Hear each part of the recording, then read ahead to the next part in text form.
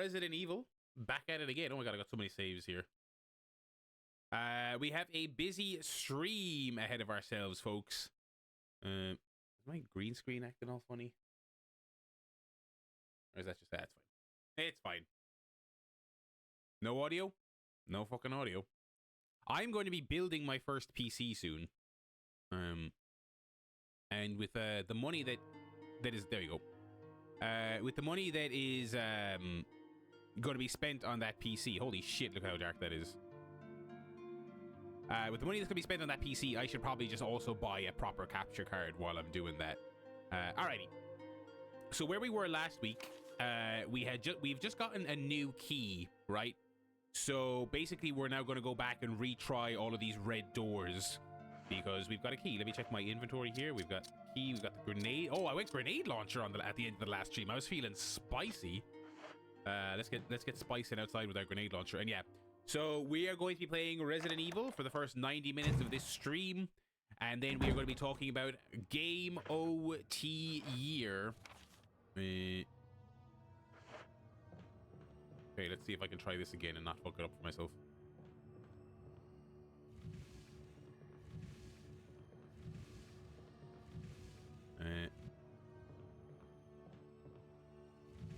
There you go. Okay. Yeah, so Link to the Cast Game of the Year is recording next week. I'll be there with the boys. We are doing another in-person year. I'm really looking forward to it. And I will run through. They just launched their fan vote today. And the fan vote is great because we obviously like to know what the people have picked as their game of the year. But also it can serve as a tiebreaker in certain instances where we are deadlocked. So around 9:30, I will run through that list of games. Oh, fuck. I forgot about... fuck. Oh, just one door. Wow, okay. Stalker 2 on fire. Yeah, I was kind of hoping that would be a feel-good story, because obviously those guys are in Ukraine and have been developing that game since before the war. And then the war happened, so... Oh, fuck.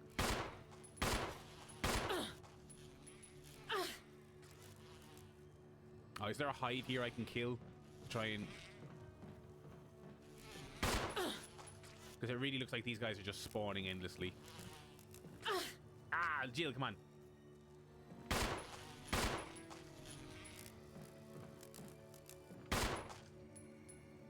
Okay. Step on him, Jill. Or are they just going to blow up? Yeah, Stalker 2 apparently not launching in very good condition. Disappointing, but like not that surprising, unfortunately. You know? Lab equipment you've never seen before. Could these have been used for some kind of experiment?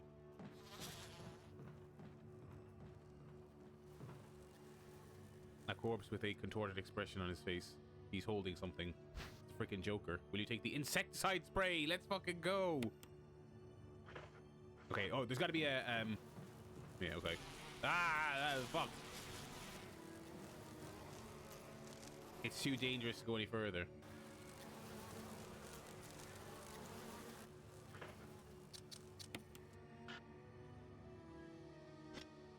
Okay, so obviously I think that's a case of find a gas pump or something somewhere.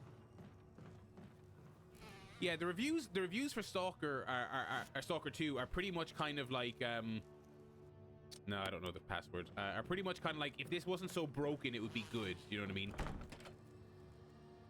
003. That's hardly gonna be it. Come on. No zeros. There you go.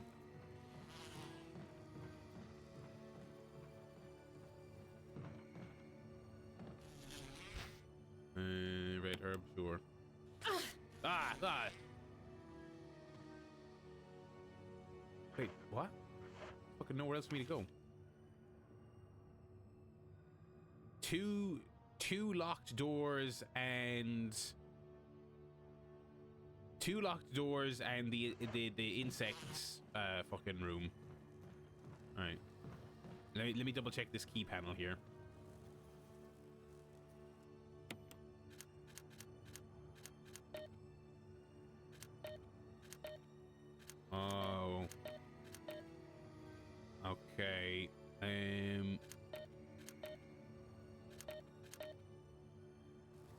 Okay, yeah, we got those fucking lanterns earlier, was it? What the fuck do those do?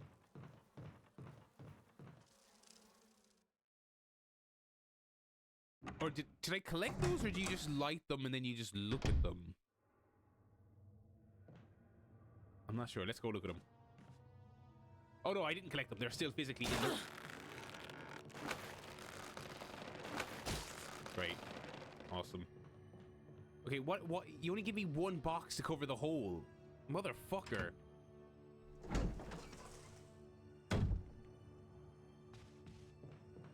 Okay, the first one was over here, wasn't it?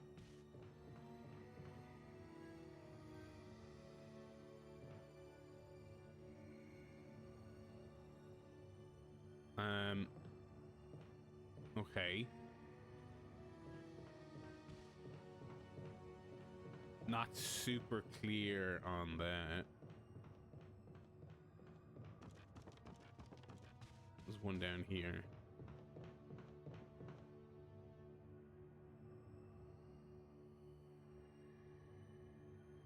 Okay.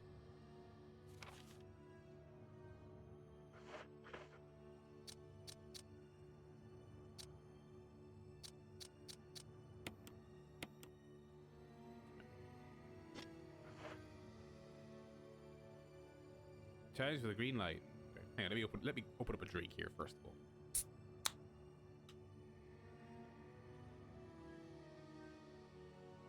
And how are you all doing, by the way? I got all distracted by my capture card FWTC. Yeah, just say it. This is one of those ones I'm not gonna just figure this out.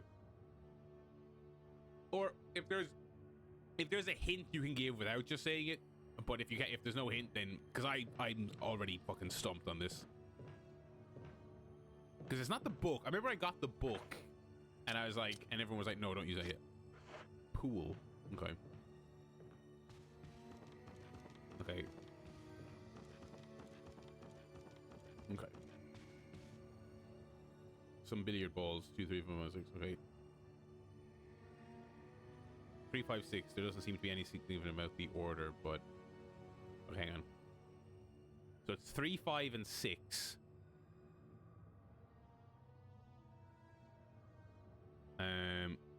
Right. Orange. Yeah. 3, 5, and 6. Wait, orange is 6. Orange is 5. So you see the red one first. So we go 365, 365 days a year. 365. Okay, we'll try various combinations of those. 365. 3 is orange. 6 is green. Yeah. This fucking plant thing that's gonna grab me every time is really annoying.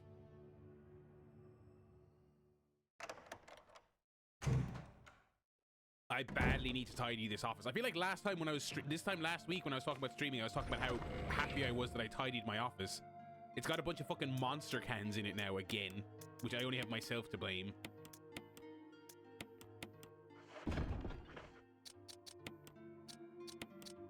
The funny thing about the pool table is I did look at that last time we were in that room, and I didn't take heed of it, I guess.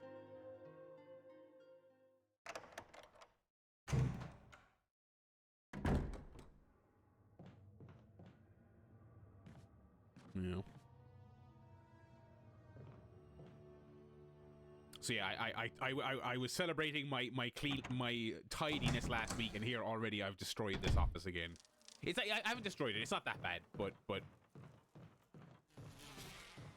it needs some work yet again.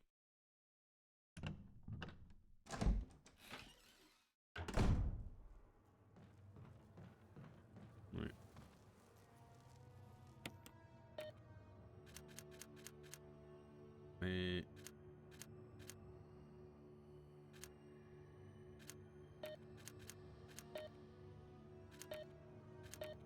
Oh, these colors are all fucking... Wait, these colors are different.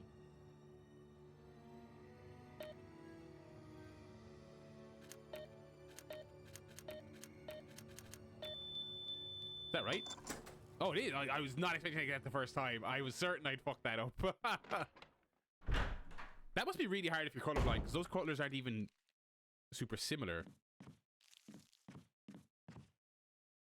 Yellow 6. You need a container. Oh, fucking great. Okay. Empty bottle.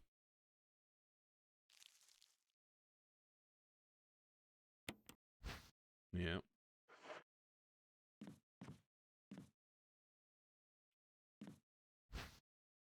Oh, you son of a bitch.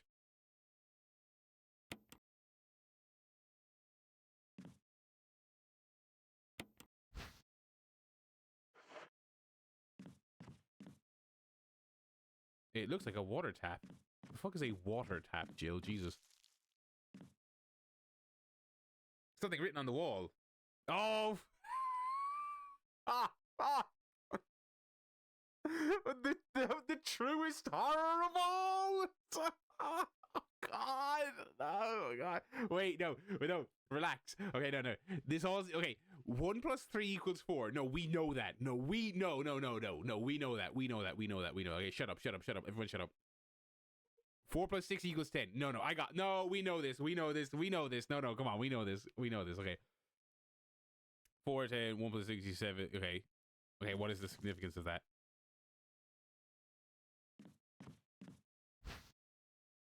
Can't fucking carry any more shit, idiot.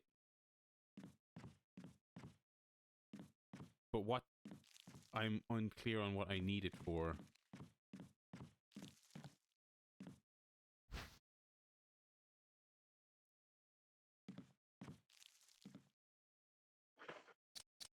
Hang on.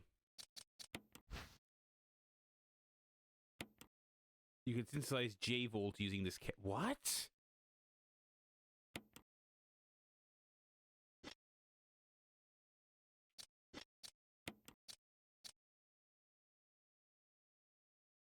There's a document somewhere. Okay. You need to combine another chemical. Okay, is it just combine these two? Let me find the document first before I do anything else.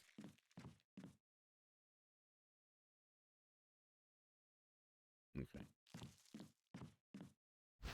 No, I don't want any more.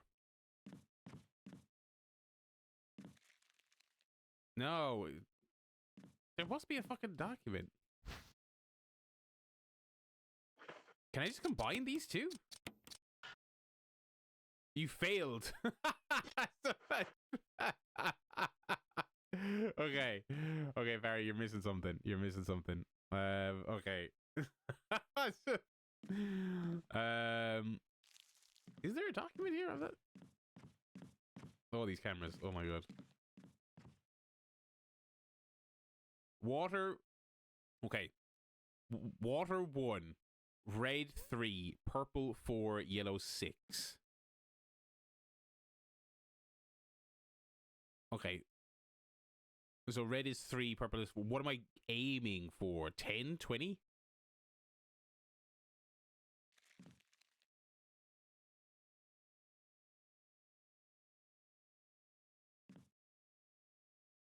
Okay.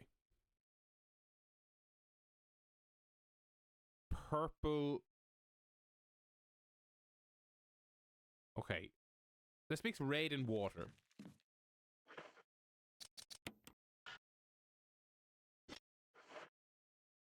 No, stop that.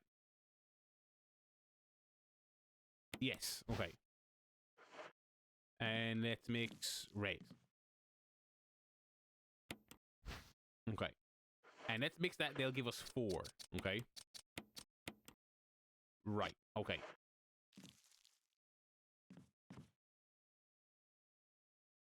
Four plus 6 equals 10.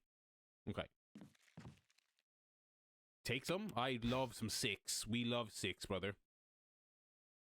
Guardhouse, first floor. Ah, fuck that. I'll figure it out from here. Okay. That gave us 10. Okay. 10 plus 7 equals 17. So we're going to need water. Fuck! I'm going to have to just burn a health item here.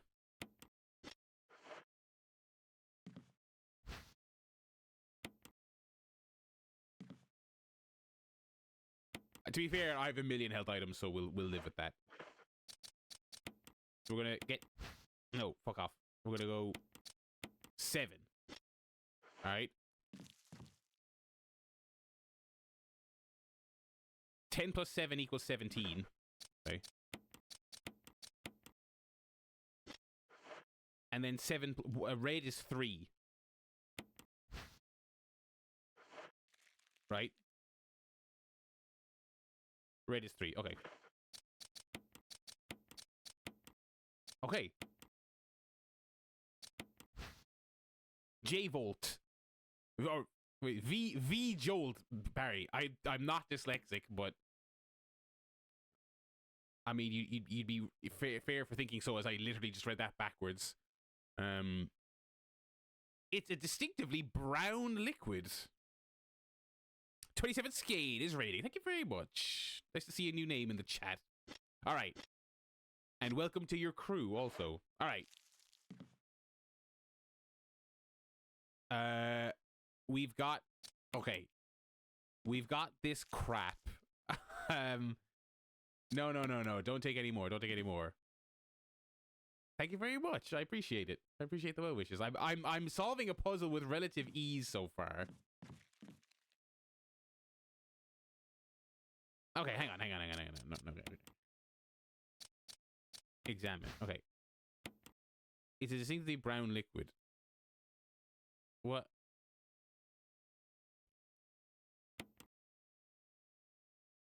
Okay. Okay.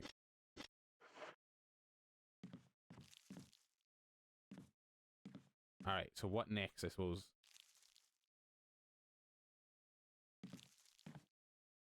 Okay. So I've got my J-Volt. Oh my god! I just did it again. I've got my V-Jolt. Now again, I didn't get the document here that probably explains what I need this for. But where to next on this?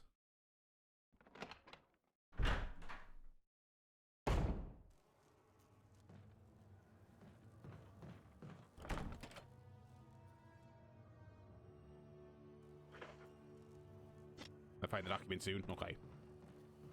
Oh, the bugs are coming, Jill. Ah, no. Oh, and I burned that health item needlessly. I gotta go find another fucking heal.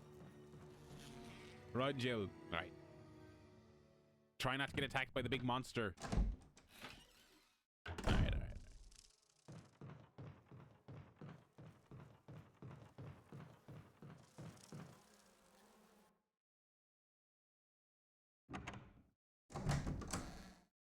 Technically, you don't need to, but it makes life easier. Okay. Well, I'm always down to make life easier. Okay, Jill, don't get grabbed by the monster. Oh, fuck off! Fuck off, game!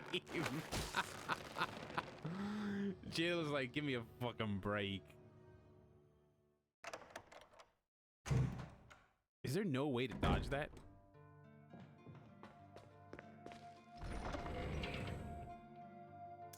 Alright.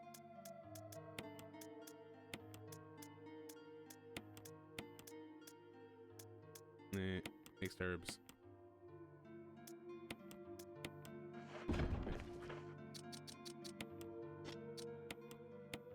Alright. There is a way. Okay. Oh, wait, I'm poisoned. Okay, great. I should have used... I specifically used the first aid spray and not the mixed herbs when I should have used the mixed herbs. Barry! Wow! God, not thinking. Wait, what's this? Oh, the syrup. I have no use for that anymore.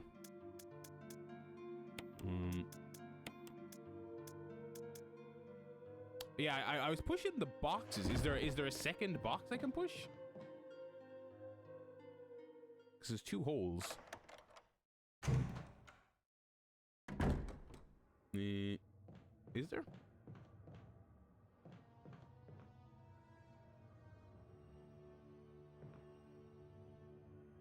Oh, wait, can I use this here? No. A pesticide spray for... Oh, it's empty. Okay.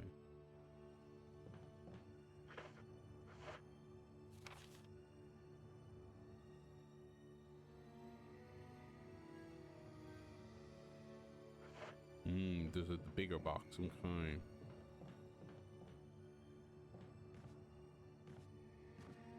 Oh, can I push it from this side? Oh. Oh, interesting. Okay. So I can just like jump over it? No, that's not right. Is it? Oh, I'm so close.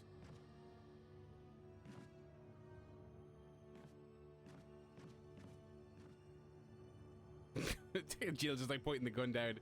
Don't fuck with me. I still don't know what I'm doing with this V-jolt. Alright, hang on. Let me just double check my map here.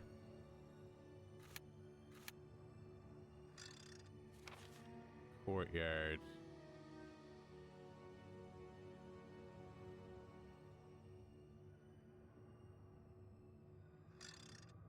Residence. Mansion. No, we're sticking residence here. Oh, there's something else in that room I haven't found yet. Okay. And now I'm part of the Barryland follow Twitch gang, motherfucker. Why care about stuff? Great question. Great username. Thank you very much for following. Greatly appreciated. Ah, fuck! Wait, is this there yet? No. No, I found everything in here. Okay. Ah, okay. We are live with Resident Evil every Wednesday and Thursday. Okay, what have I not found in this room? I'm clicking interact. I'm running around and clicking interact. Oh, fuck. Most of them are from the city or the army. Okay.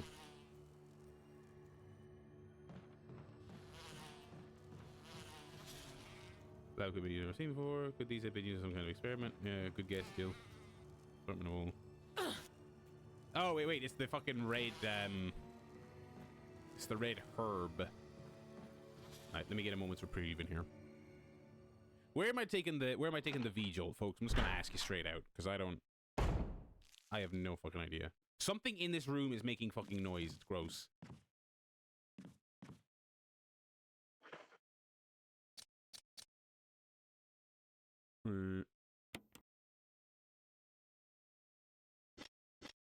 A room in the aqua wing. Okay, wow. Okay, I got a way to go then.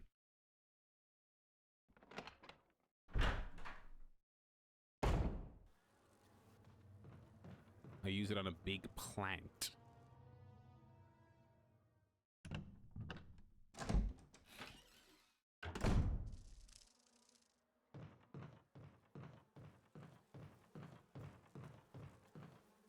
So this isn't even progress? That's weird.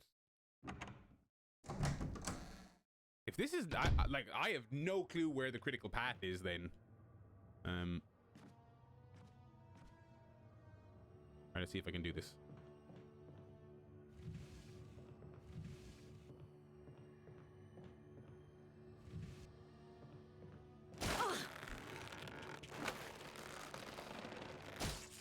Great. I've overthought this. Oh, it is progress. Okay, good. Barry, you've completely overthought this. Great job, Jill. You fucking idiot. Okay, aqua ring. I go back out this way. 4D fucking chess. 4D chess and losing every round, baby. Have you guys seen that fucking thing? That's, this is how I get back to the aqua ring, right?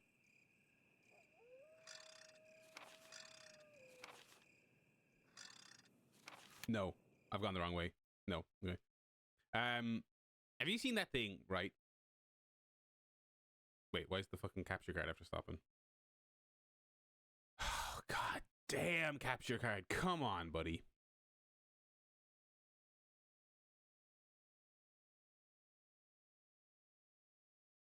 Oh, shit. Hoping by building this new PC is gonna fucking solve all these woes, but that is almost certainly fucking wishful thinking. Anyway, this thing I've tried now multiple times to describe to you all.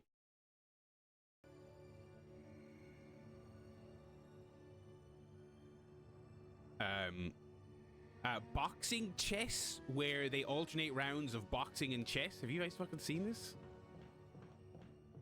It seems like the type of thing you'd stumble upon randomly on a fight TV stream on a night where you're like stuck in. You wish you were out socializing, but you know your plans fell through. So you're like, all right, I guess I'll just see what's on fucking fight TV. Fuck off! Fuck off! Fuck off! Oh my god! Oh god! Jill, push the zombie away, brother! Oh my! Oh, of course you're fucking sore.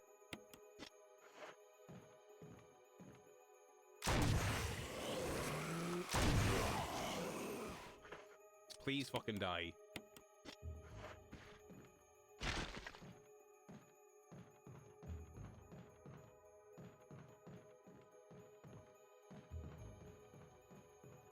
Am I? I'm not even going the right way, am I? How the fuck do I get to the aqua ring? I'm completely fucking...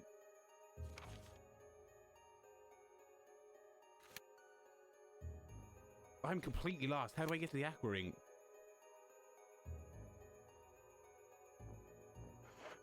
I didn't even need to come in here and spend that fucking ammo. Holy shit. Oh, it's this... no, wrong door, you stupid fuck. Oh my god.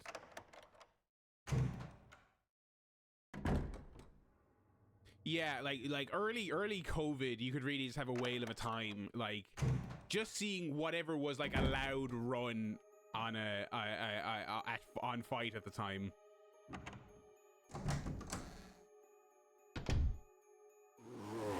Oh Christ Almighty! I've had my fill of this mansion. Let me tell you. Room with the ladder behind the bookcase. Oh yeah. Okay. But yeah, so it's like, yeah, they do a round of boxing, and then they sit down and they advance. And I guess they have to remember when they finish their boxing round, they're like, oh shit, how many moves was I thinking ahead there?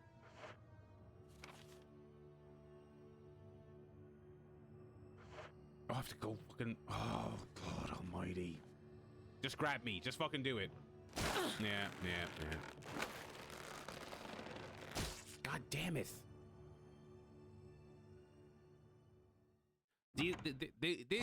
This is why this genre of game I dislike streaming, because I would have just looked up a guide by now and kind of just skipped all of this fucking wandering I'm doing. But then again, that's all the fun of the streaming it, so you know. Nah, I'm okay. I may ask for help the next time I go back, but for now I'm alright. Is there a fucking zombie here? No, there's not. Okay.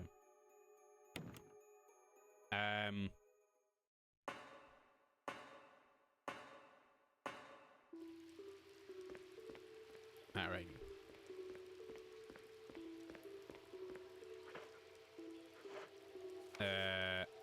Okay.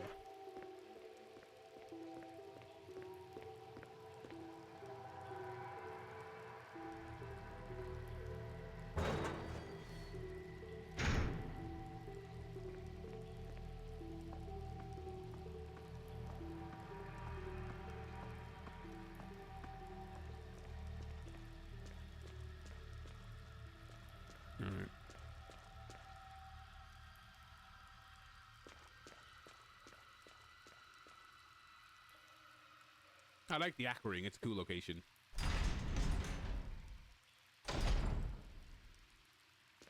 The puzzles are harder in the OG games? Jesus.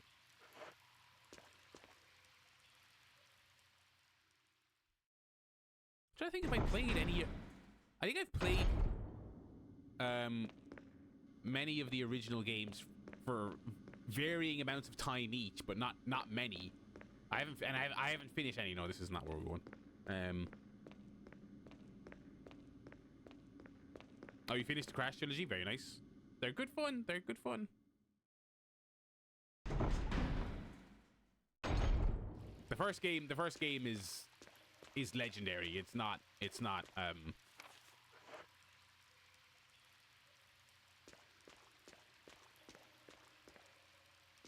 that first game does not fuck around at all. The original or the remaster. I know some people hate the physics changes they made in the remasters. I'm not going to disagree that there was changes, but I can't say I really noticed it. They were always really annoying in the first game, you know. So it's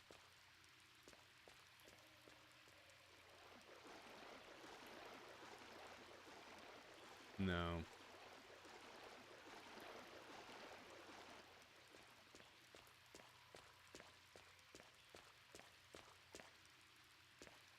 Might be some Crash content on this channel in the near future. There's a tease for the new year. I'll say no more. It's not our next game. Our next game is going to be Christmas related. Obviously. No, I just came that way.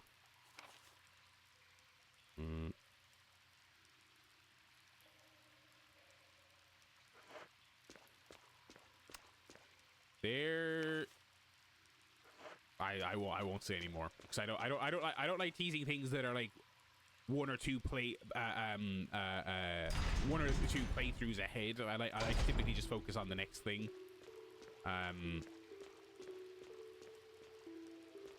Yeah, the next thing is for December. We will be playing a Christmassy game, a somewhat Christmassy game, and then in the new year, I've got a whole new type of stream I'm going to be doing. It's going to be still be playing games, but there's going to be a different ethos behind it, and I shan't say any more.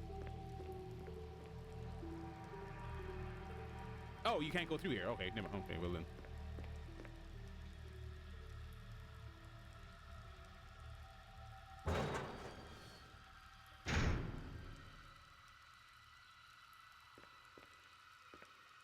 It's not going to be a VR game. It's not going to be. Although, so as I mentioned, I'm planning to build a PC soon. You know, a fairly beefy one, not the most top of the line thing, but it's going to be a. You know, I'll be able to play AAA games on it with good settings and stuff like that. And I was looking, since I have an Oculus Quest. Obviously, the screens in the original Quest are not the most high quality thing in the world, but they're pretty good, right? And I was thinking, oh well, when I get a PC that's capable of running it, you can do the Oculus Link, and you can run, you know, powerful PC VR games on your Quest. And so I was looking up, like, you know, what are the hot PC games, and it's PC VR games, and it seemed pretty fucking desolate. I gotta be honest. I mean, like, if you think the PSVR and the Quest lineups are bad, trust me, people are not going crazy on PC VR either. I mean, it's pretty paltry. Gambling on Kick, ASMR, these are all good guesses, but I'm afraid not. Oh, that's awesome.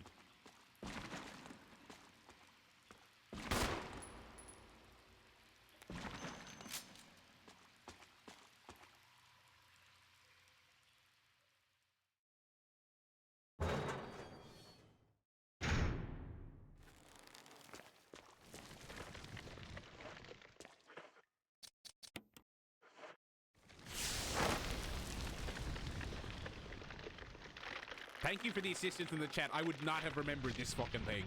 I would have absolutely not have remembered this fucking thing.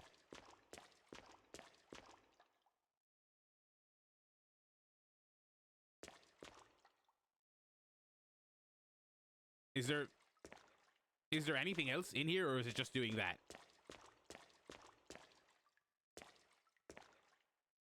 Am I good to just progress here? Well, I can check my map. No, that's everything. Okay. But I'm glad I did that, because, you know, fuck that plant. No, you can keep moving forward now. Okay.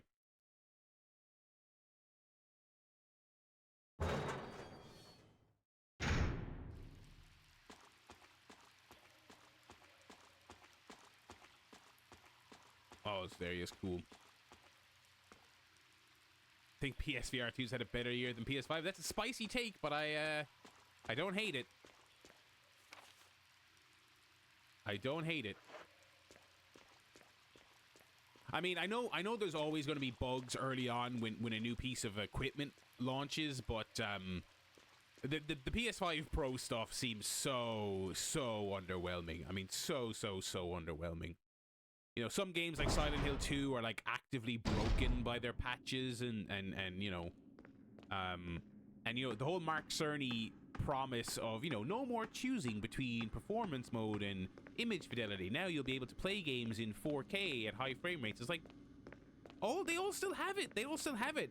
Spider-Man, which is a first-party game that has a pro enhanced patch, it still has performance mode and fidelity mode. It's I don't know. It just seems crazy.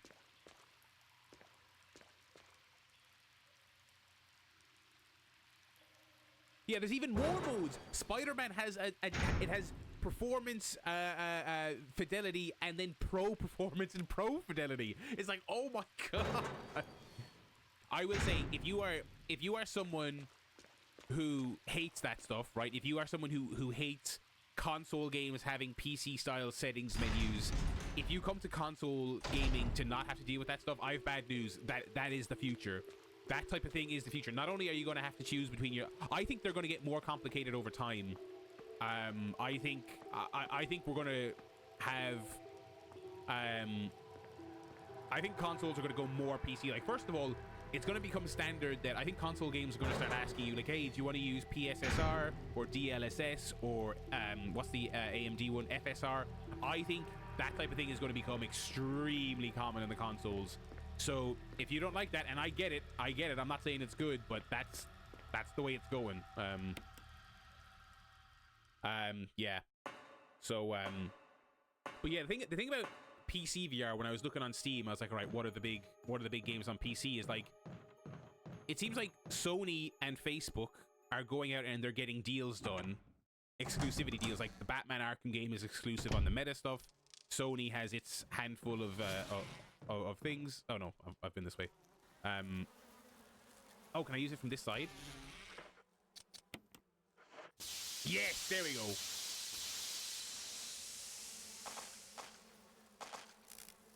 But yeah, so all these companies are signing exclusive deals, and so then people are like, okay, well, what reason would I possibly have to publish on PC when I can, you know, sign with? And so yeah, I looked on the Steam charts, and guess what was there, lads?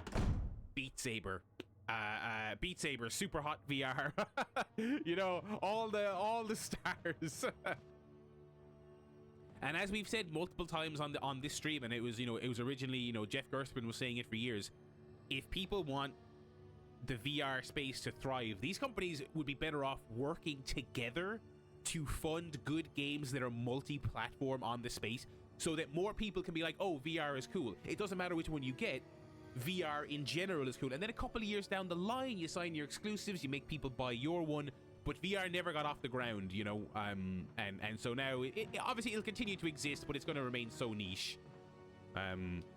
Half-Life Alyx. So again, once I have this PC built, that is the one PC VR game I'm definitely doing. I probably won't stream it because that's going to be a lot of hard work, but that is of course on my agenda. But on PC you can make any. Yeah, true. So I was checking my own library. I was like, what do I own that has a VR mode? And Hitman on PC, you don't buy a separate game for VR. Hitman on PC on Steam just has the VR option if you want it. So I'll be doing a bit of that. I will absolutely be doing a bit of that.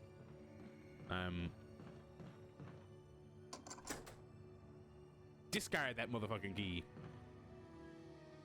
We are coming up on 45 minutes playing this game. I have not saved in a while. I'm getting a bit nervous. I should maybe run back. Oh, and the game's like, you haven't saved in a while, idiot. Take some ink ribbon.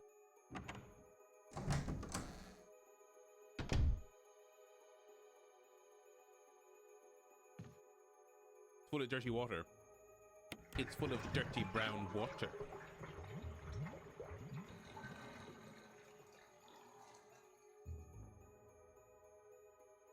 There's something in the room with you, Jill.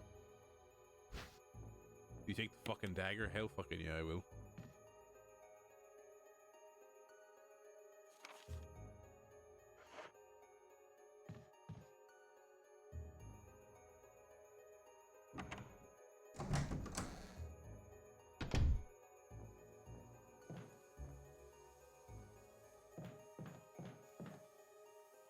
Wait, what?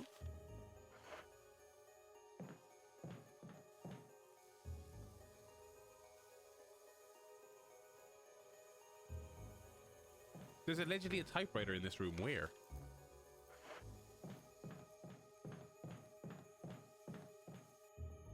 Oh, right. Right in front of me. Hang on. No, hang on. Let me save first. Hitman on PC VR is bad? Oh, really? I guess I probably should have assumed that based on the fact that that one is free and the other ones are all paid. Wait, is the PlayStation VR Hitman, is that free update to the game, or do you have to pay for that?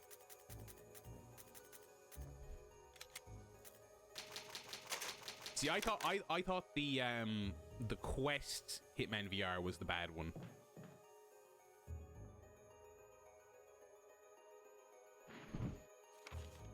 Organic chemistry lab experiments. Similarities on the cellular characteristics of the rapidly growing plant infected by the tyrant virus have been reported in previous papers. However, while repeating these experiments, an interesting new fact became clear. We learned that a chemical in the UMB family, UMB20, contains a compound that is toxic to the cells of the plant. Oh my god, okay, so here's my... V-Jolt is applied directly to the root of the plant. The entire plant should be dead within 5 seconds. The V-Jolt can be made... Okay, okay, so okay, alright. Okay. Oh, that's funny. Well, whatever.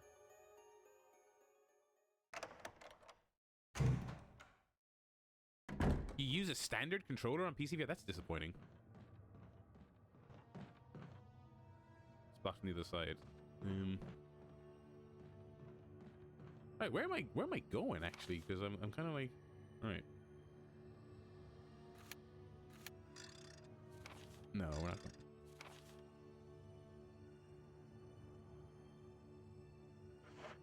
Oh, okay, hang on. There's something in this room I haven't... Oh, presumably it's not just the jars though, right? They've made Hitman Trilogy hard to buy again? Wow, why? I bought Hitman Trilogy on Steam not that long ago. And it was fairly easy. It was also on sale because I was like, of course, I was like, I want to play it on the Steam Deck, and it's great on Steam Deck. Is it just the jars? Is it just the jars? Yes, that's funny. Okay.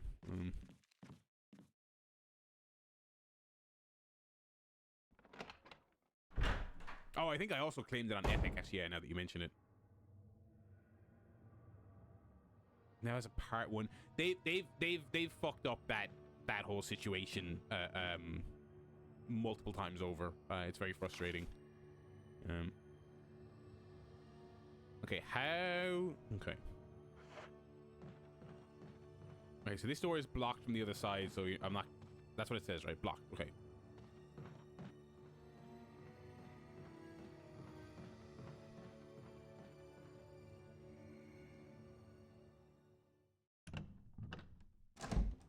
Remember the empty book? Yes. Oh, I gotta go get it. Okay. We gotta swap the books, I'd imagine.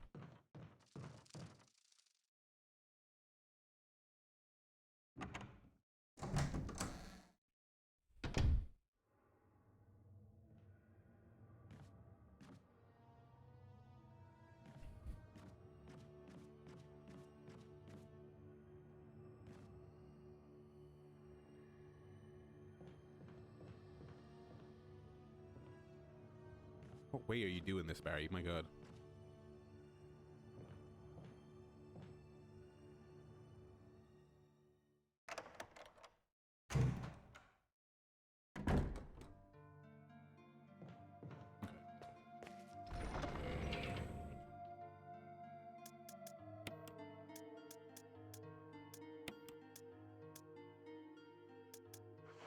Okay. No, don't do that. No, don't do that. Stop. Alright.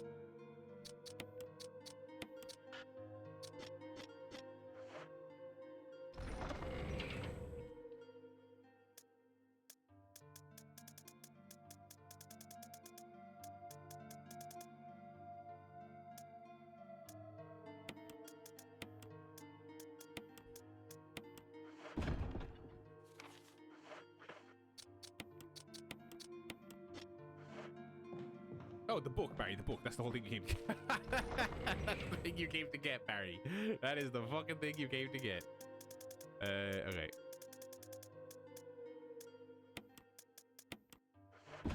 That old thing.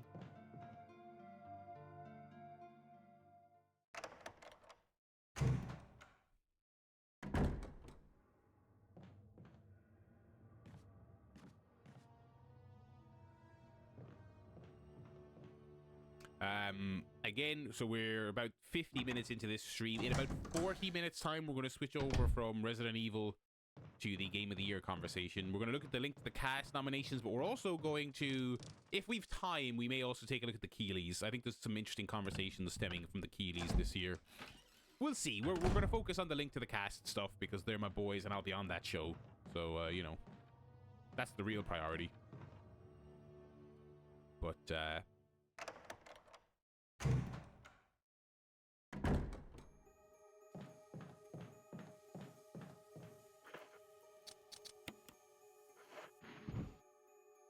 the bindings of the book seem to form some kind of pattern. Oh, cool. It's a puzzle. Okay. Reorder the books. Yes. Okay. Oh, I love these kind of puzzles. I genuinely do like these puzzles. Okay. Oh my god, it's gonna ask me that question every single time. That's annoying. Okay. The best sports game, made you say? I mean, yeah, I know any people I know who like sports and then also like sports games. I mean, it seems like it's not a great time. You know.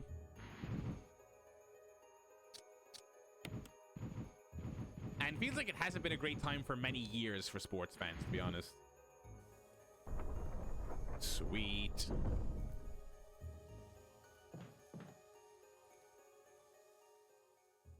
Did WWE get a nomination in the Sports Game Awards? I actually didn't look at the Sports Awards because why would I? Oh, fuck!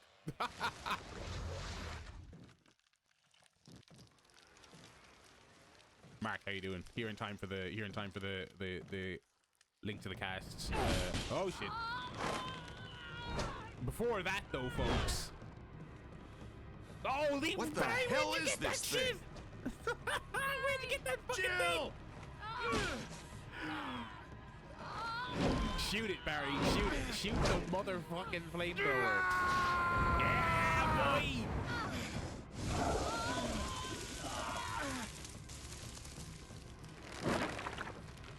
Oh, WWE did get a nomination. It's a funny turn for the books that sincerely WWE fans are one of the few subsets of sports fans who enjoy their games. Obviously, they have criticism for 2K. I thought it was finished. No sports game is perfect, but generally speaking, WWE fans like those games. Whereas FIFA, Madden, That was NBA, close. 2K, Thanks again. everyone else is miserable. Don't mention it. You know? What was that? What the hell's going on in this place? I haven't bought the last couple of WWE games, but 22 was good. I did like 22. Okay. Oh, so now we're hanging out with Barry. Hell yeah. Barry. Something about that mansion still bothers me. You're joking. But I think I'll stay here a little longer. We should split up again and investigate. All right. You just came back. Oh, you just came back, man. Look at how evil this fucking key is. Look at how evil this key is. Oh my god. Obtain the Helmut key using Jill. I don't know why I'm doing this accent. The Helmut Kruger key. Okay. Lots of doors.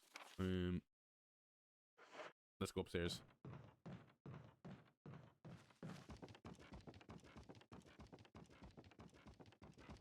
Well, that's, yeah, I've also heard that 23 and 24 are very samey, very samey. But you know what? After so many years getting it wrong and getting yelled at, you know, they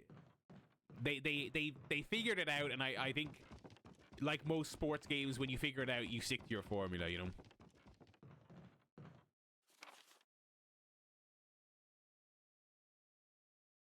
Okay, I'm not sure what the game was. Oh yeah, we can. Okay. By the way, Mark just joined us in the chat, is playing and ranking a bevy of football games, soccer games, if you will. So enjoy that. If you have not seen his streams yet, they're good. He's really, you're really plumbing the depths. You are playing some weird shit. You are playing some weird shit. I'm not quite sure where I'm going now. What's my next?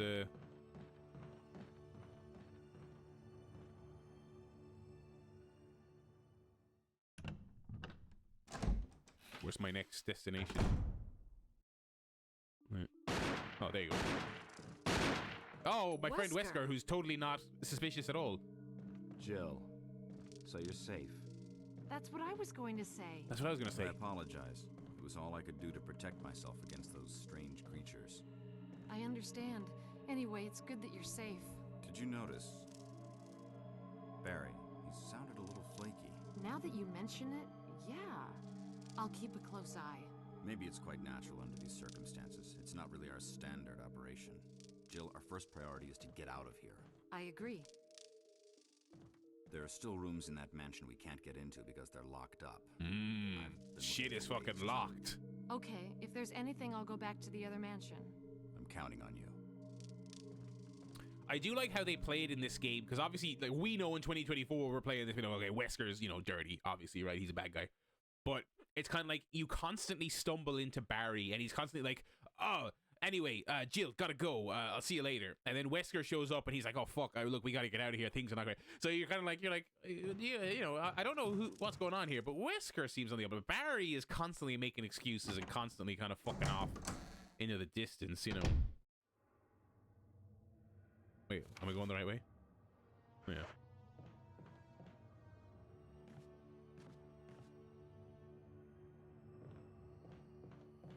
Is Wesker alive in the current canon? He is, right? No, he died at the end of 6, right? He died at the end of 6, and they have not yet brought him back. I'm sure they will in some capacity, but as of this recording, folks, he is alive.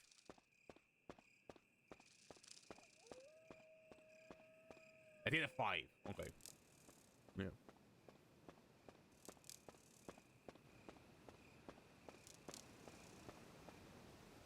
I saw a TikTok ranking Resident Evil games, and it was 6 is the worst, and then he had this game as the second worst, and the comments were going crazy. They're like, ah, fuck, bad dog.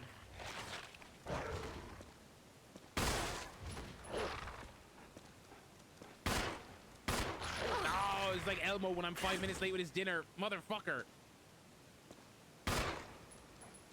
Wait, did she auto-shank him? I have that setting turned off, game. Give me my dagger back. Fuck you. 5 is probably the worst. I mean, I think 6 is generally considered the worst. 6 is the one people hate. 6 is the one that's basically like an action game, you know?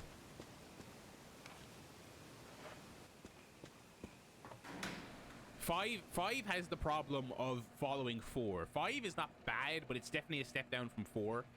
And it's co-op focused as well, which people didn't like. I'm kind of neutral on that generally. Wait, hang on, no, I want to go back down. Hang on. Something just hissed at me. It sounded like an evil cat. 5 also has the whole weird, you know, like, yeah, you're a white guy running through. Holy shit! Is this a new floor? No, I was here before.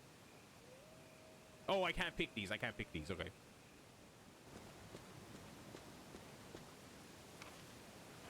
All right, hang on. Oh, there's a green herb I can pick, though. I'm trying to think. Did I ever play 6?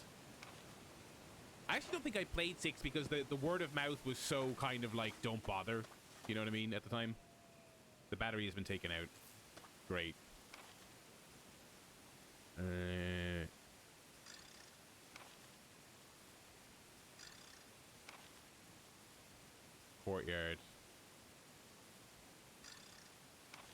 mansion.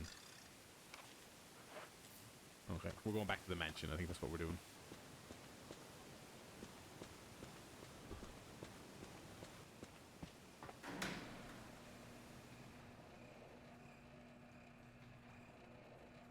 I played the... I'm still very early in Silent Hill 2 remake. I played a little bit of it yesterday for the first time in a while. This... Ah, it's raining snakes! Run, Jill! That's so ridiculous! That's ridiculous! Fuck off!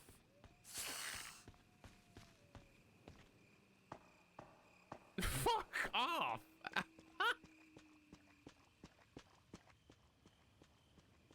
It's raining snakes.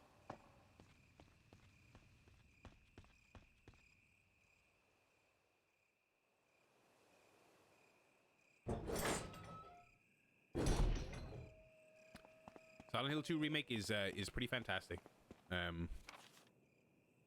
I know we're all kind of, I know people are, that's not a hot take, but it is pretty great.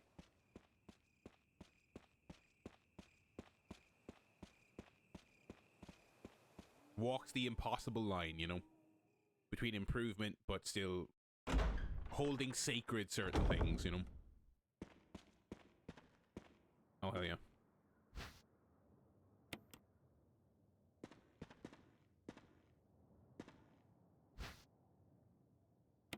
Take it and then use it.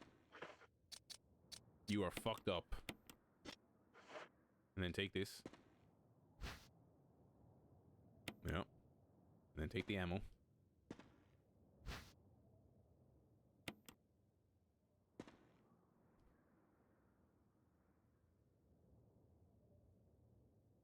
Went ahead and fixed that piece of crap door too, Barry. Hell yeah. Bulletproof thing in chains? What the fuck is that? Have I seen that yet? I feel like I'm about to see it. Huh? Oh, here we go. Yeah, we're good. What's the Star's radio doing here?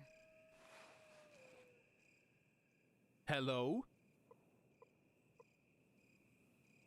Let's hope the thing still works. Oh, that thing in the cabin. I did. Yeah. I wasted a lot of ammo trying to kill it because I thought I could kill it there, and I couldn't. Oh, how we laughed.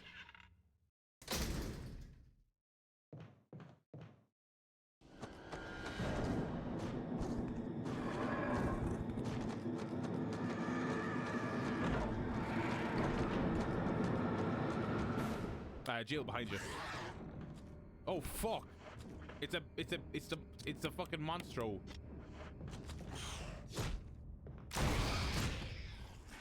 Get up. Suck my dick, loser. Right.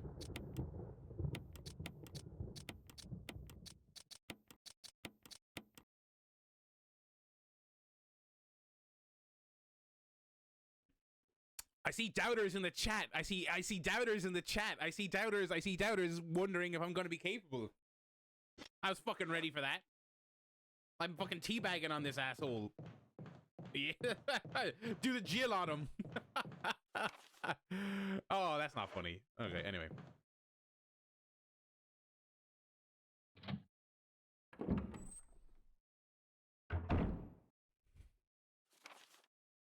Is this? No, wait. Go. There's a door back there. You haven't. Oh, no, he fixed it. Thank you, Barry. Can't remember. Did you play the 2 and 3 remakes? I played the 2 remake. I've not played the 3 remake. You know what? I'll probably I might do the 3 remake next Halloween. It's fucking locked. Oh, there's an item box here. Okay. Yeah. Whoa, camera. Yeah, I know. People are low on the 3 remake, but oh fuck! Jill, stop selling for this guy.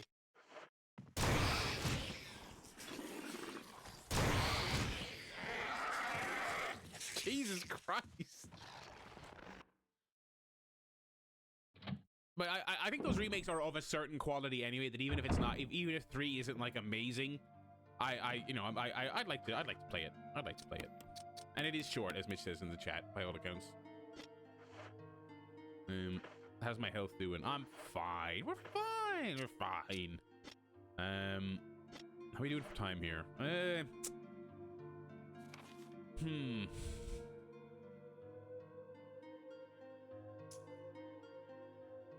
Oh, okay. Okay. We're quite away from. No, you know what? Let's not save. Let's not save. No, let's save. That is the type of thing that'll get clipped if I fucking die. Let's fucking save. Because what I'm gonna do is I'm gonna save. I can see on the map the doors that used to be closed that are now open. And there's a save box near there. So I'm gonna play until there. I'm gonna get to that save area, save, and then switch to the Game of the Year conversation. But let's save here. Let's save here just in case. We got a lot of ink as well. We got a lot of fucking ink. I've got 7. Is it just 7 altogether? Oh, I've got so many Magnum rounds. Okay. How do you find going back to the tank controls? I have no issue with them. I really like them. I also love the fixed camera angles, but sometimes when the switch happens, that is still jarring. It doesn't matter what year it is, how often you play them, how long it's been. When you switch from one very specific camera angle to another, that always gets me. But generally speaking, I have a huge soft spot for this type of thing. I wish more games used fixed camera angles. I think they're so underrated. You know, obviously the Dark Pictures Anthology does them. Other than that, not too many like modern AAA games do it, you know.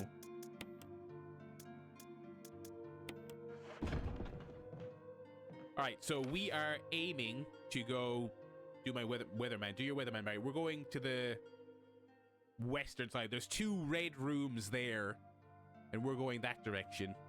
And we'll save when we get over there. And that's probably where we'll call it for the evening. I've never played Code Veronica. Code Veronica, I know, is the one that people are most looking for a remake of. You know, more so than like 5. You know. We going with this way? Yeah.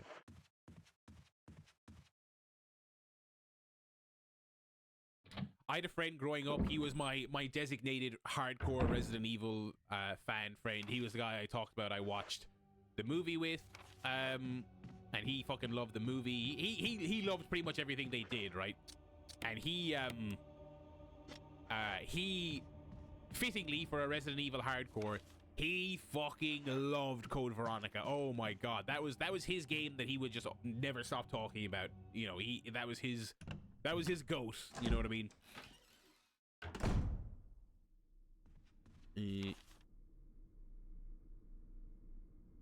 Okay, now I think we're gonna go on the ground floor here. Yeah. This opening area, the game in general still looks really great across the board. But man, like this opening foyer area, look how good this whole thing looks, man. And again, this is a vanilla version of this game. I'm certain if I was to go on Nexus Mods or Steam Workshop or something, I'm sure there are 4K texture packs and stuff like that. Like, I'm sure you can make this game look even better. But even with the vanilla experience here, it is pretty goddamn spectacular looking. This was made in just over a year? Holy shit, I did not know that. I suppose, yeah, well, it was like a extremely limited turnaround between GameCube launch and this, right?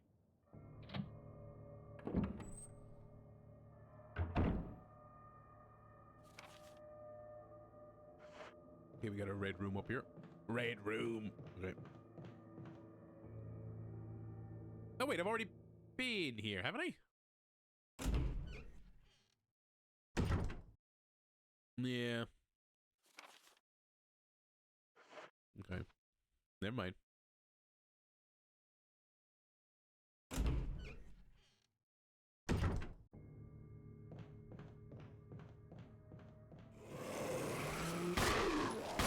Oh, you prick. You fucking asshole. Get his ass.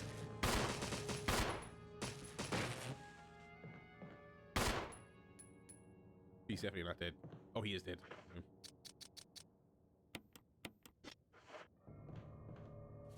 There's a room down here, yeah.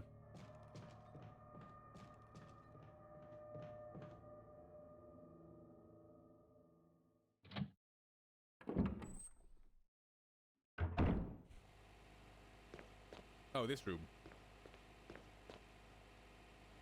Oh, yeah, you got 2 greens. Hell yeah.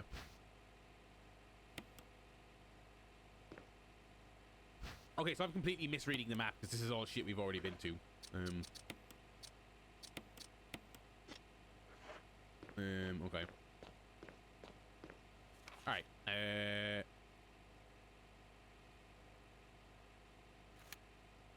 Okay, I guess we're going back upstairs. I guess I mistakenly came downstairs. I should have stayed upstairs.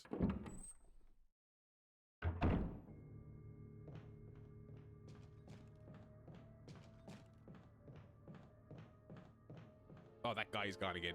Fucker.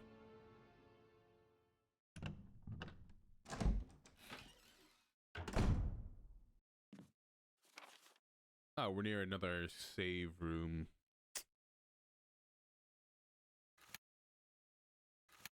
Oh, yeah. How you... Right, so hang on. Okay. Go to... Yeah. Okay, yeah, we're going. Okay.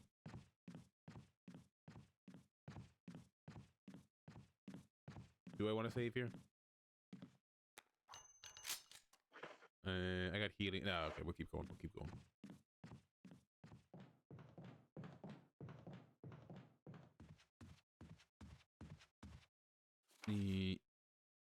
Okay, yeah. There's a door here I haven't opened before.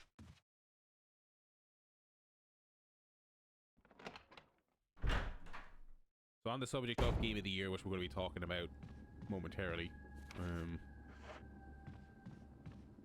I think I've put in a pretty good shift this year in terms of like playing things that are going to be talked about. The fuck? Well, where am I supposed to go, game? Okay, let's go back up this way. The last thing I'm kind of not marathoning, but the last thing that fuck yourself. The last thing I'm kind of trying to wrap up before next week is 1,000 Times Resist, which is really cool. I'm really enjoying. There we go. Because that is a game that obviously is story is its main thing. I'm about halfway through the story and I'm enjoying it, but I would really like to be able to talk about all. Oh fuck! Oh, that's awesome.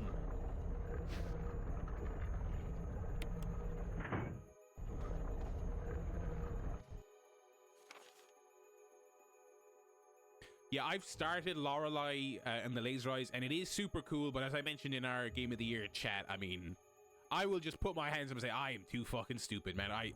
That game has got maths and logic and fucking... It might as well be if the train leaves the station at 100 kilometers an hour traveling west with the sun rising in the east. I cannot wrap my head around even the most basic of puzzles in it, but I'm gonna play a little bit of that as well. I think I'll probably finish 1,000 Times Resist over the course of this weekend, and then probably over the course of next week, and probably on the train up to Game of the Year, I will probably just try and see if I can get through a little bit more of Lorelei as I go. My capture card has come loose again. Again. It is almost certainly a capture card issue, but I'm hoping if I build this PC that like all the ports will just be better and not hanging on for dear life.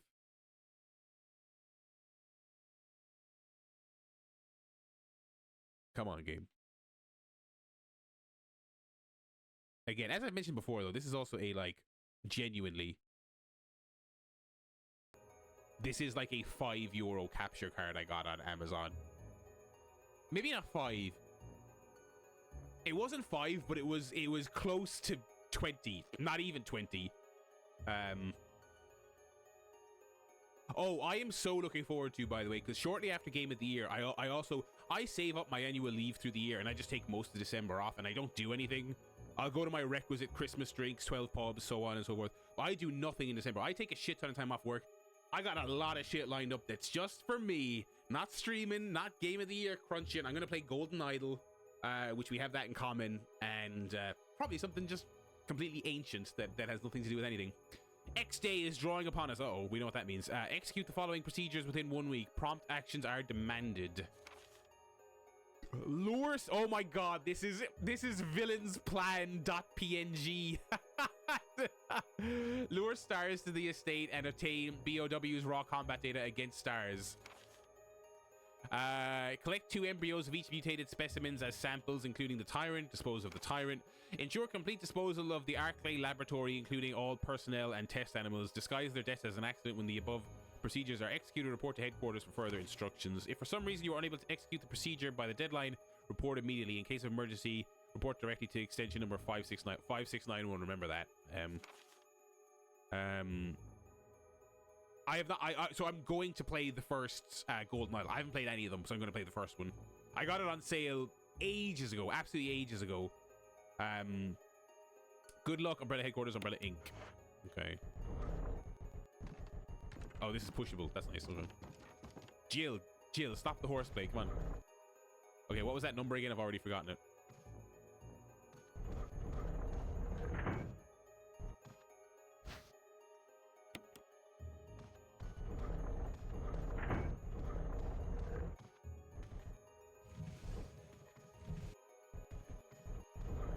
Did that do anything? No, I don't think so. Okay.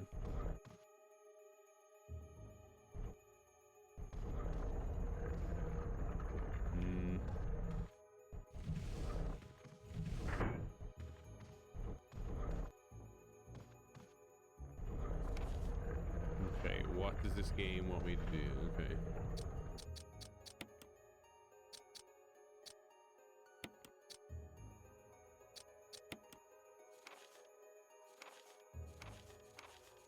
I just want to check that number. 5691. Okay.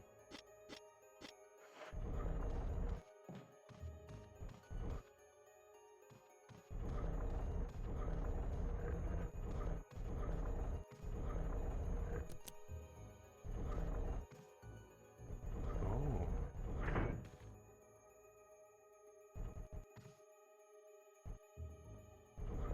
No, okay, well.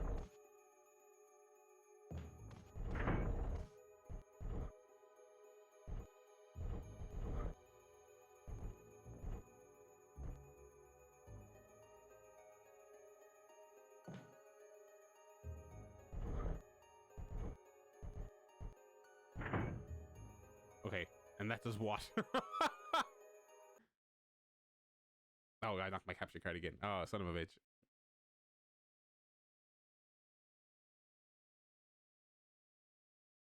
I don't know how I'm doing that.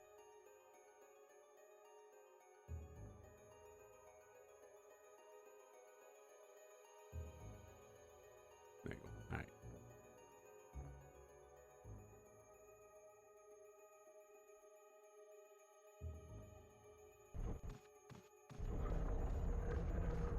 Okay, I think I need to reset. I think there's something involving those tables that I fucked up. Let me go back in. Time to open beverage number 2.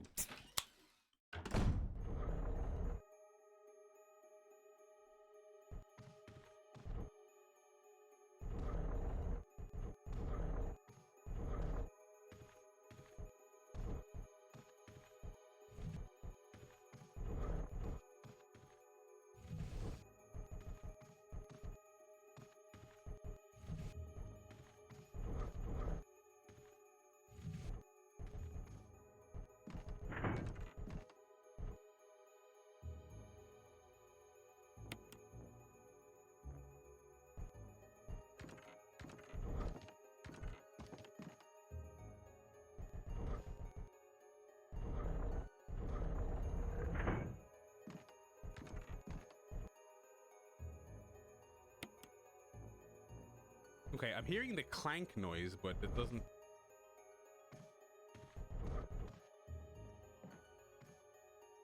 Oh, hang on, okay.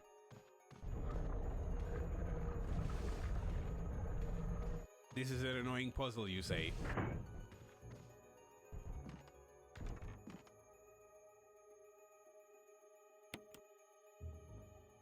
Right.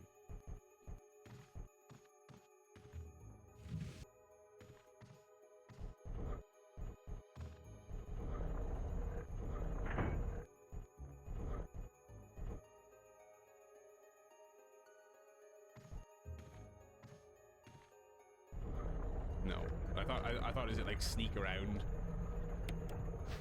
Oh, it is that. Okay. Oh, I can't. Fuck! I can't carry any more items. Okay. Okay.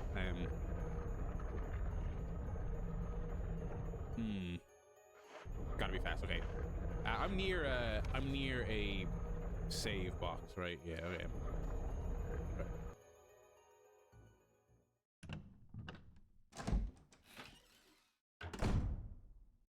This one. Yeah. Yeah. Okay. You know what? You know what? Because I now have figured out the solution to this, let me reorganize my stuff. Let's save, and then our hook for tomorrow, for tomorrow's Resident Evil action, will be going back into that room. And now that I figured it out, grab it, and that'll be our next section. So that's gonna be our hook for tomorrow's RE action. Let's do our typical end of stream inventory management. Okay, so they gave me a lot of shit here, so I'm assuming I am going to need. God, I'm gonna put away the normal grenades, and I'm gonna keep the acid. I'm gonna put away the mixed herbs, and I'm gonna keep the red, blue, and green. And then I'm gonna save, and I'll, obviously at the beginning of tomorrow's stream, I will put the ink ribbon back, and that'll give me 2 slots for the gems.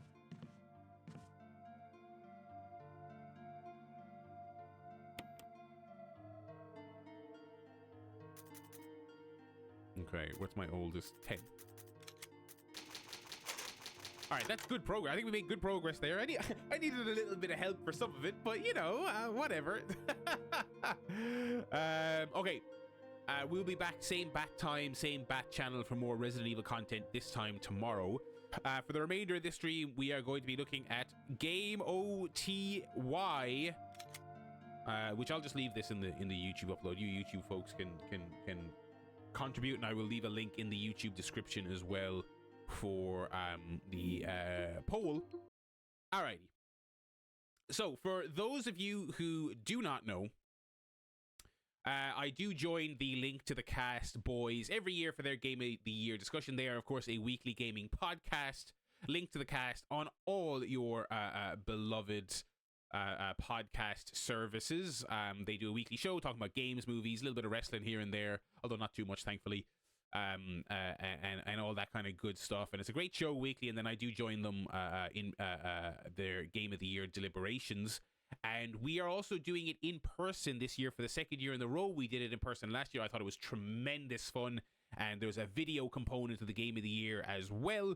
So you can watch along if that is your preferred medium of watching. It's great stuff altogether. It's a real old school kind of just getting into the trenches and duking it out and debating the best games and the most disappointing games and the in-between games of the year. So the way the nomination process worked, okay, was that we all had a shared document where we put our nominations every single year. So we put our individual nominations in, and then Dave, who did the organizing on the categories, anything that got multiple nominations, okay, from multiple people, got on the list. And then we kind of just debated amongst ourselves privately before this list went live on kind of what our passion projects were.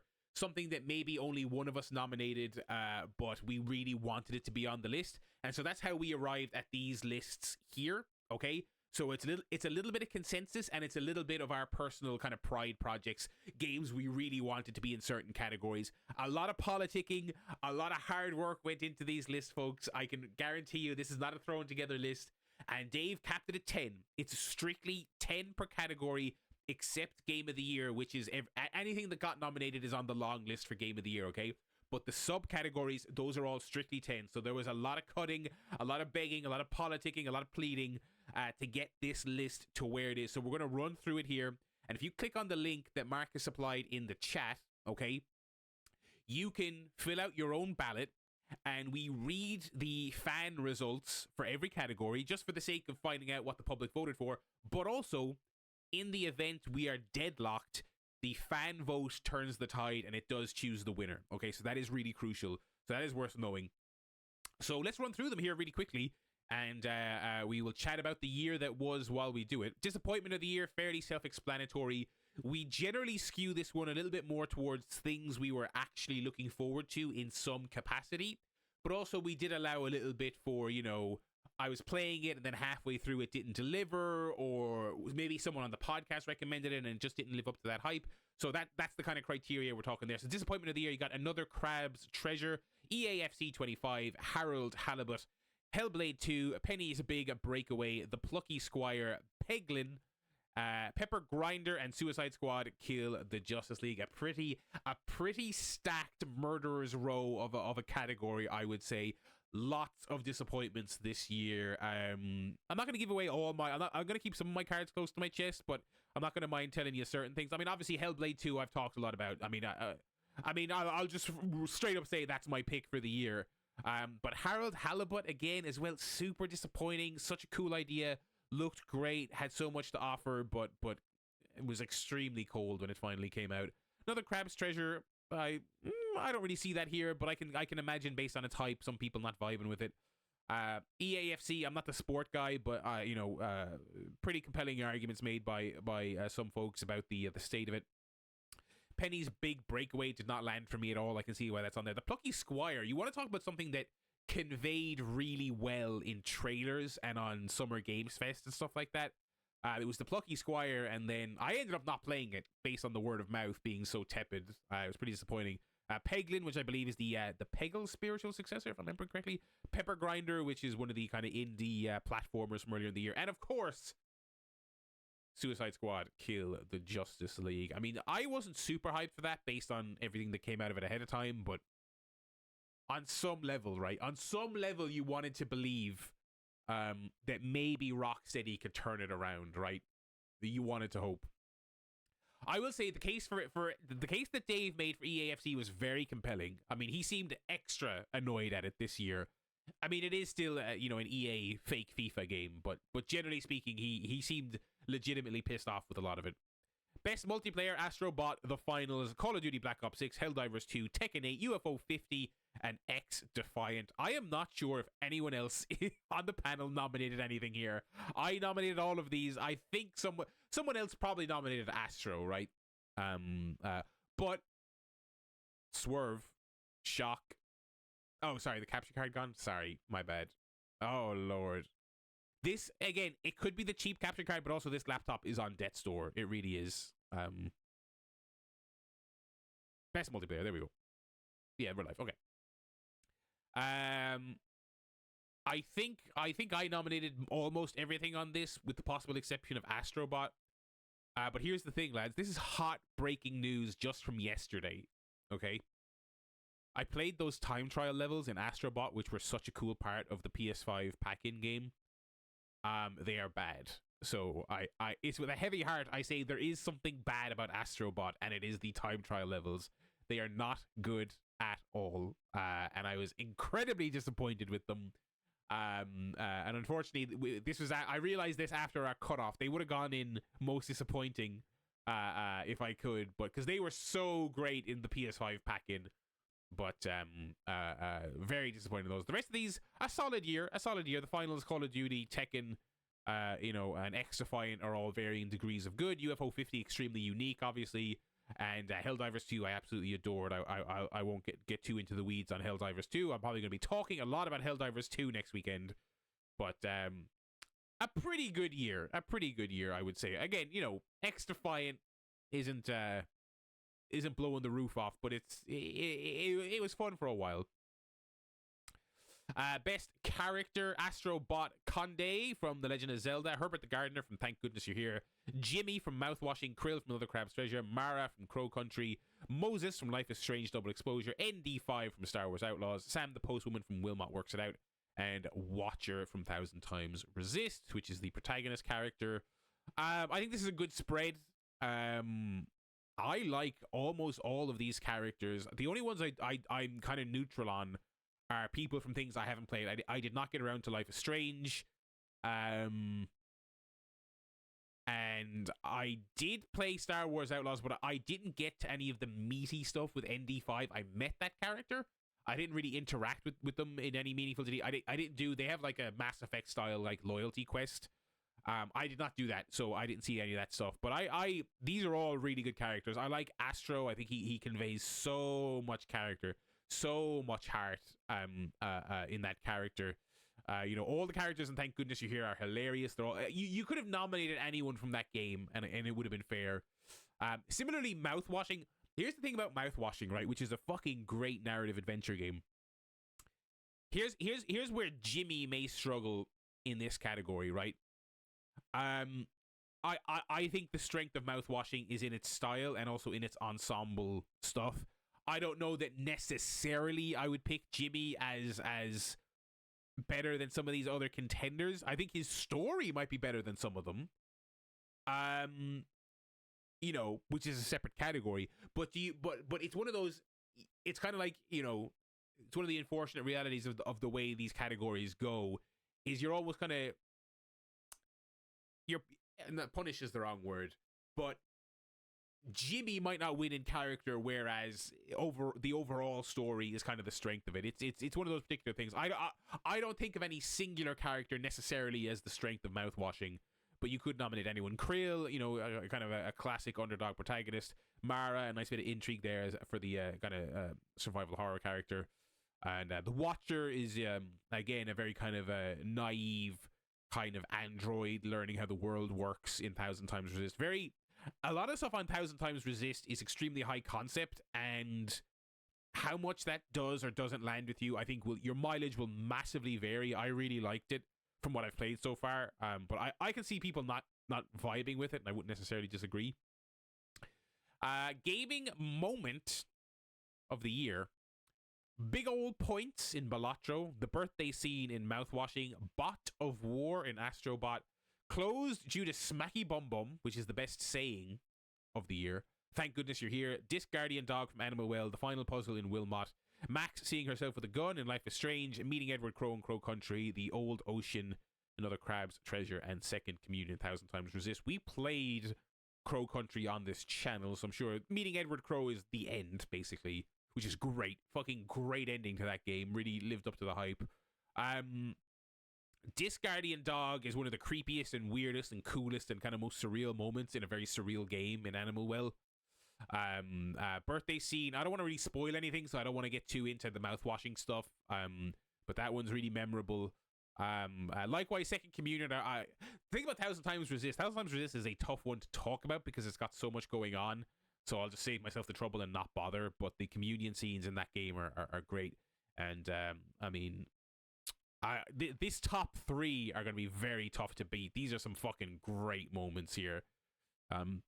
Scoring and off the chart. Hall in Balatro, the birthday scene in Mouthwashing. And you could have picked any of the Astrobot chapter ending scenes, but I think Bot of War is the best one. But this is a pretty great suite of moments here.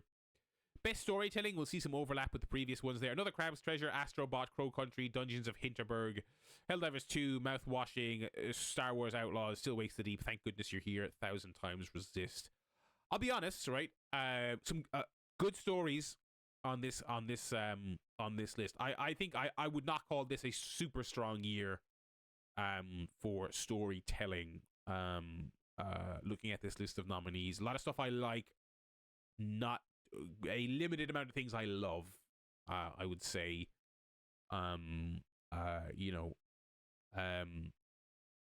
like Crow Country is a perfect example. We played that on the channel, really liked it. Good story, good atmosphere, good surprises. But I mean, I would not be falling over myself to talk to someone about the storytelling of Crow Country. Do you know what I mean?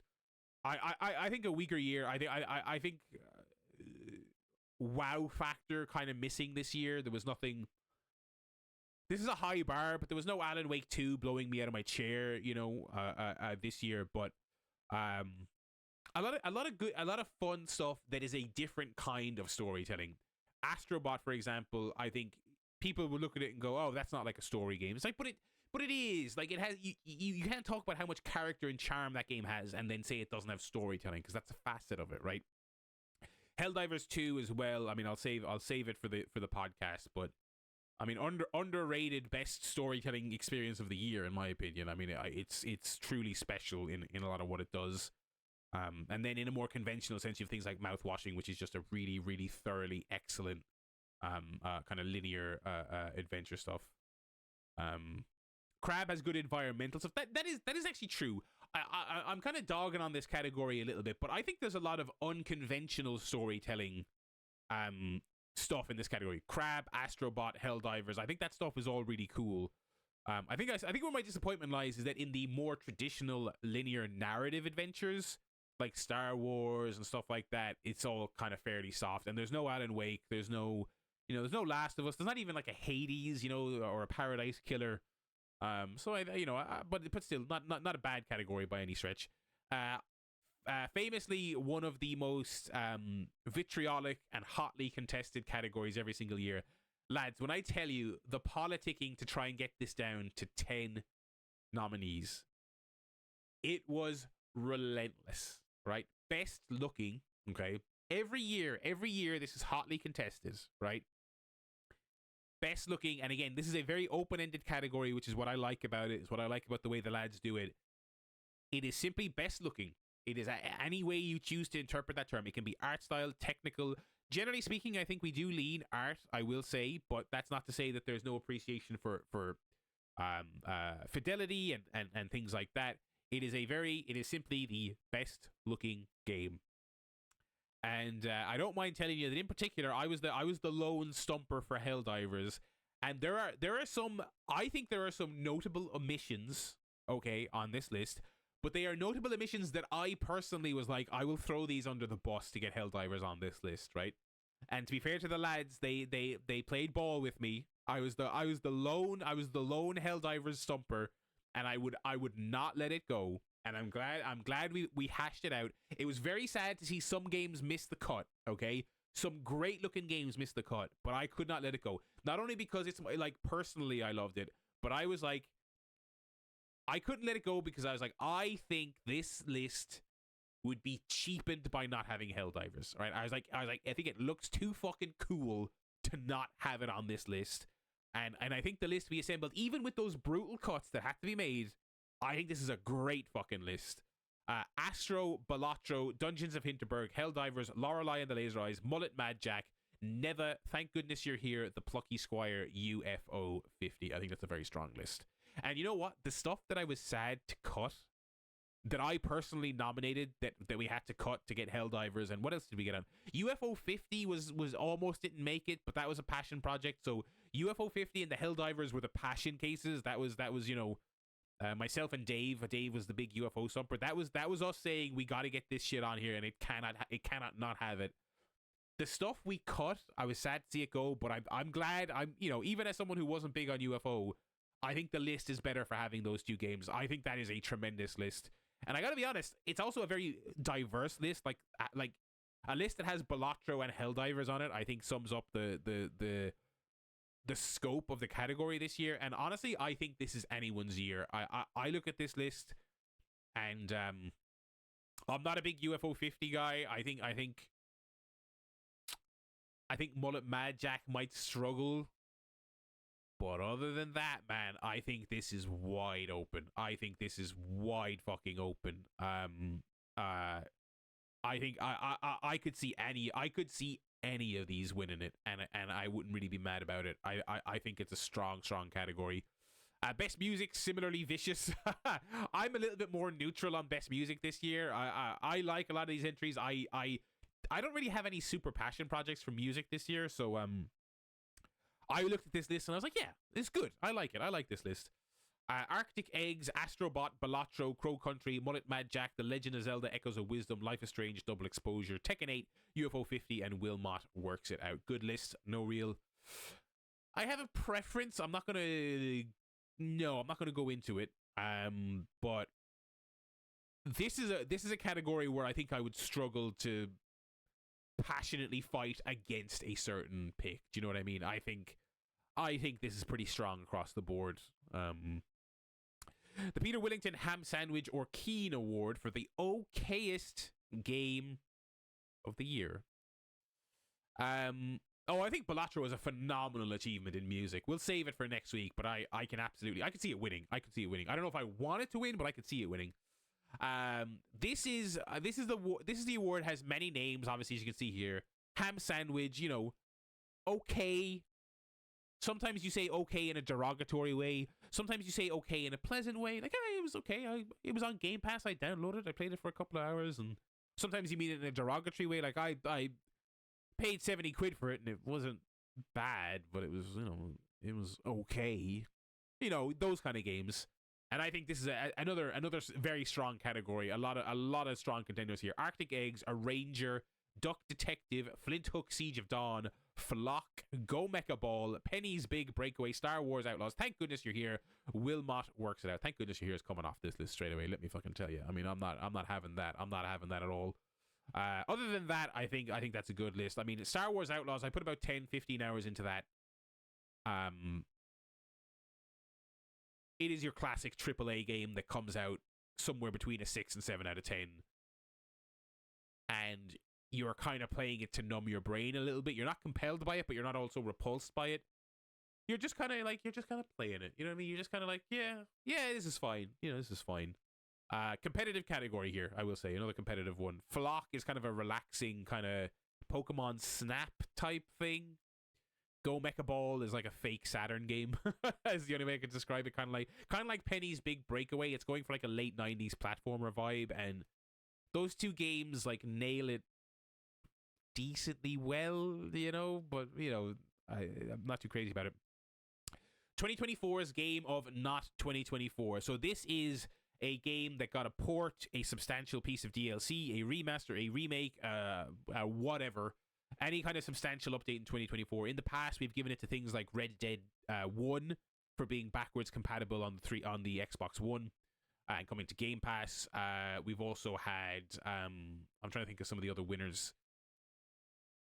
I'm drawing a blank on the other winners, but it's stuff like, I mean, we'll run down the list here. It's like Alan Wake 2's DLC chapters that came out this year. Dave the Diver getting Godzilla. Cosmic Collapse, which is a game me and Mark loved, but technically came out last year. Elden Ring, Shadows of the Erd Tree. Legend of Zelda Majora's Masks, 60 frames per second recompile, PC port. Paper Mario Thousand Year Door, Switch release. Silent Hill 2 remake, Splatoon 3 DLC, I believe that was. Tetris Forever, which is that documentary thing. And Vampire Survivor. Vampire Survivors got a shit ton of DLC. And Vampire Survivors remains a great play. I will say, there were so many other passion projects that we were fighting about, Mark, that I don't think I had the energy to debate this. I don't think Tetris Forever is an old game. It is a compilation with a documentary attached to it. Again, I didn't even notice this in real time. I kind of glazed over because I was like exhausted from fighting about Helldivers. I can see why it's on here because it is a bunch of old games in a package. But also it has a bunch of... This is a bit of a Stanley Parable 2 situation, where it's kind of like, I get it, but also I could see the argument for it not being in this category. It is a bunch of... You know what? It is primarily old games being played in a new way, so that's fair. That is fair. The Atari thing was in this category. Yeah, that's fair. That's fair. That's a tough one. I will also say, I mean, we had controversy last year. I think we've said this 3 years in a row. But you know what? We should really do it like in person next week.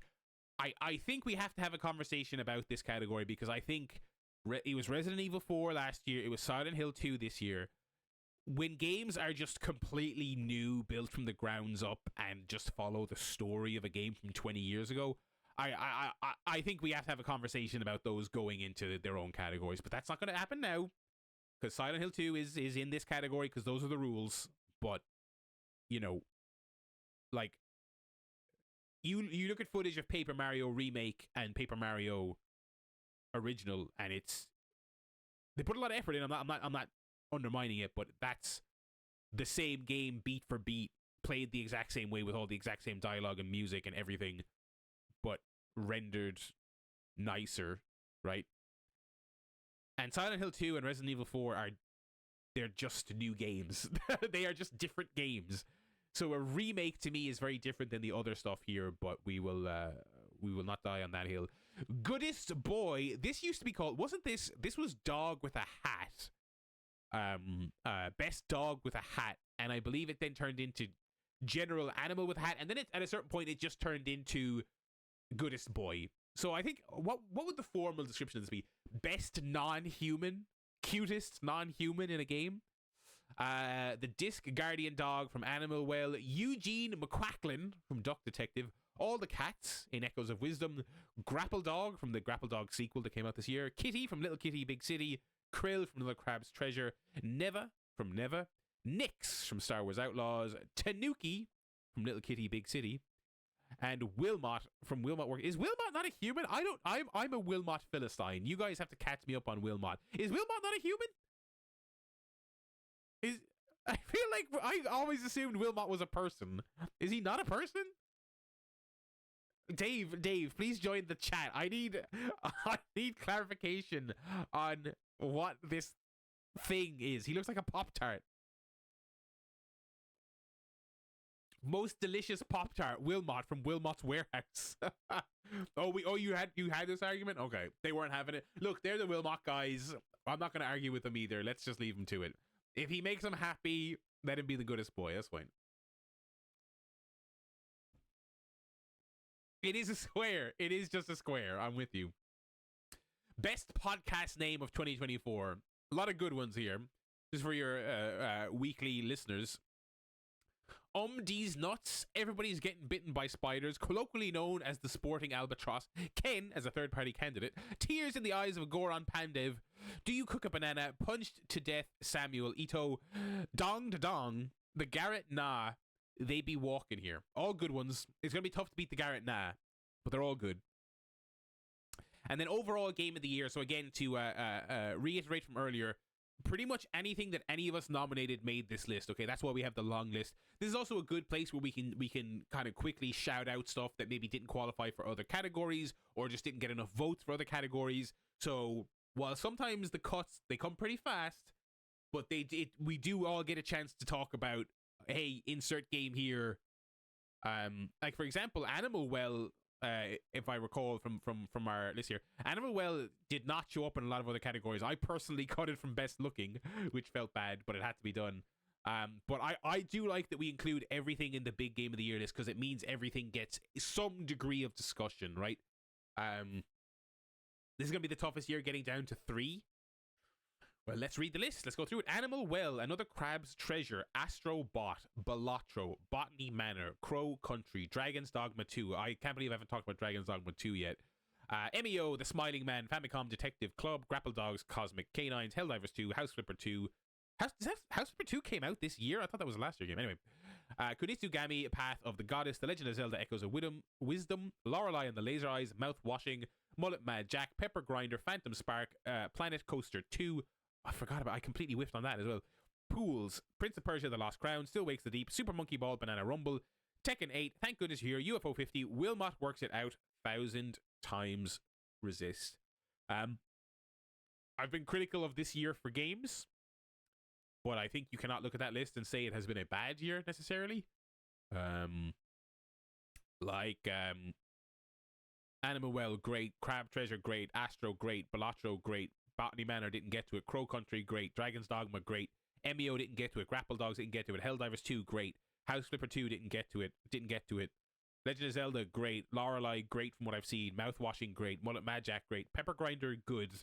Phantom Spark, Planet Coaster 2, Pools, didn't get to them. Prince of Persia, great. Still Wakes the Deep, didn't get to it. Super Monkey Ball, didn't get to it. Tekken 8, great. Thank Goodness You're Here, good. UFO 50, Wilmot Works It Out, and 1,000 Times Resist, great. Lots of great games. And a very sparse few good games. You know what I mean? And again, this is a long list. This is everything we wanted to shout out, everything we wanted to mention. So there's a lot of stuff typically on here that's just like, you know, a lot of stuff. Oh, I played it, I like it, I wanted to give it a mention. But you know, a lot of great stuff on here though. And I think this is like multiple years in a row where it's not a lot of stuff by AAA devs. Now last year it was also not a lot of AAA stuff, but the AAA stuff that was on the list hit like a motherfucker, because obviously you had Alan Wake 2 clearing up basically every award last year, and then Zelda winning Game of the Year. Those are AAA games, obviously, right? But like, other than Zelda and Alan Wake 2, if you look at all their nominees last year, it was all indie stuff, man. It was all, you know, and again, that's another thing I like about this crew and the way we do Game of the Year. Ample coverage given to games of all shapes and sizes. I mean, you know, I don't know too many other podcasts that will be making mention of Pools or Pepper Grinder or Mullet Mad Jack amidst their but while also still talking about Dragon's Dogma and Balatro. You know what I mean? But I think this year, I could see us having a top 3 that does not have any AAA representation. I think that'll be tough because I can't fathom Astro not being super high. But like, I look at the passion projects here from talking to you guys and listening to the podcast. I could very easily see 3 indie games. An indie game winning and 2 indie runners up. Absolutely. Yeah, I think there's omissions that every year there's omissions, right? And I think the big ones are the following, right? I probably should have said this at the top, right? That either we just didn't get to for timing reasons, or just none of us had any interest in. Like a Dragon, we all like a Dragon to various degrees, but I'm like multiple games behind. Like most people, I play Like a Dragon once every couple of years. I get in the mood to play a Yakuza game. And I heard Infinite Wealth, which came out this year, was fucking massive. I heard it was easily their biggest game. And so, yeah, I don't think any of us... And 7 was massive as well. So I don't think any of us had time for that. Metaphor ReFantasio, again, I'm not going to say it came out close to the deadline, because that would be a lie. That's not true. But it came out late in the year, and again, hundreds of hours. And for me personally, it's not my genre, typically, so I wasn't going to be going out of my way for it. But, you know, again, it's very tough when you're trying to... Because by the time Metaphor came out, right, that was what, like a couple of weeks ago? That was like September, early October. We're all talking to each other, and we're like, all right, it's time to start making plans. And you're also trying to think, oh, this person really loves X and Y. I have to at least look at that game, and so be somewhat familiar with it by the time Game of the Year rolls around. So you're trying to do that, and you don't have time to play a 400-hour game. So something like Metaphor just does kind of slip through the cracks. Dragon Age came in way too late. Again, we're recording this next week, so end of November. That came out in October. We were all basically locked in at that stage on what we were going to be playing. So Dragon Age got missed. Wukong, I think we were all partially interested in it in some capacity. But once all the hype died down and you kind of realized the actual stature of that game was, you know, respectable scores, but not anything must play. I think Garrett played it and he was very tepid on it. I think he was very tepid on it. So Wukong we didn't make time for. Final Fantasy VII Rebirth, that's probably going to be the biggest one that people who maybe don't listen weekly to the podcast or don't follow any of us will look at this and go, where the fuck is Final Fantasy VII? 2 things. First of all, technically by the rules of the categories, that would be going into the old game category and not the main ones, which to be clear, I would disagree with, but those are the rules, right? Second of all, I'm not a Final Fantasy guy, right? So it's one of those things where if I think the others are going to play it and love it, I'll make some time for it. But all the Final Fantasy heads do not like those remakes. Don't bring it up with me. I don't play Final Fantasy. I know nothing. I'm agnostic.